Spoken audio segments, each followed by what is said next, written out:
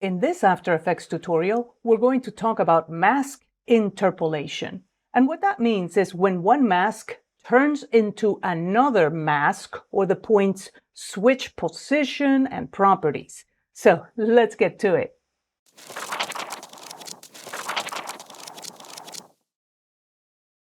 In After Effects, I'm going to go ahead and start a new composition. So Control-Command-N, I'll call it masks, and I'm going to leave everything default. And now I'm going to create a new solid. Control or Command-Y, and I'm going to change the color of this solid to a bluish. And there it is. I'm also going to shut down the transparency grid. Now I'm just going to draw a simple mask, layer selected, click and drag, and there you have it. The mask path here in the timeline, which you can get by itself if you just select a layer and press the letter M for mask, this can be keyframed. So I'm going to keyframe it right here at the beginning, move in time, and now I'm going to switch to my selection tool. Now, if I click and drag on these points, I move all of them because all of them are selected. You see, when I keyframe the mask path, I selected all of the points. So I'm going to undo that, and I'm going to click now outside of the mask. Now I can click on an individual point and move that point. Do you see how the keyframe gets created automatically? And I can move all of the points in this fashion. There are other ways of interpolating. This is what this is, just so that you can see it. All right, I'm going to delete all of these keyframes, and now I'm going to keyframe it right here as a rectangle. Now I'm going to double-click the layer so that it opens in the layer panel. Do you see how here it says layer? This says composition, this says layer. And the layer panel has this drop-down menu down here that says target. So click on that, select mask 1, and now you can draw anything you want mask-wise, and the interpolation occurs automatically. So you don't have to individually move these points.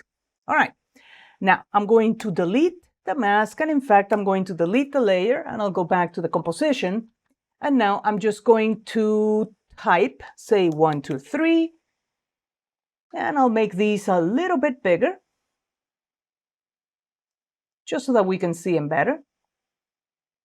And now I'm going to right-click the layer. I'm going to choose Create Masks from Text. And sure enough, now I have a solid with 3 masks. Look what happens when I select that solid, which, by the way, is called 1, 2, 3 outlines.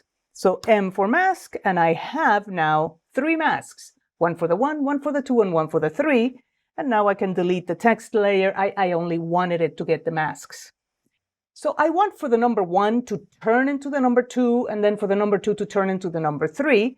So I'm going to select the number 1. I'm going to use the shortcut Control or Command T.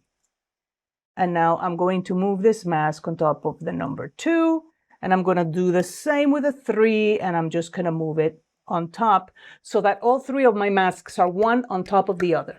All right. So I want for the 1 to turn into the 2. I'm going to do that at 1 second. So there it is. Move a little bit in time to the right. It all depends on how quick I want for this interpolation to be. I'm going to select the mask path of the 2 and copy, Control or Command C, and paste it onto the 1, Control or Command V. That's it. The 1 already turned into the 2. Now I'm going to paste it again at 2 seconds so that the number 2 holds, right? Now I'm going to move, and I'm going to copy the mask path of the 3 and paste it onto the 1. And now I can delete the masks 2 and 3. And there you go. The interpolation already happened. 1, 2, and 3. 1, 2, and 3. And that is super cool. So mask interpolation can be done several ways. You can move the points manually. You can draw the new mask in the layers panel, and you can also copy and paste the mask path to have the interpolation occur. All right, this brings us to the end of this tutorial. I hope you enjoyed it, and I will see you on the next tutorial.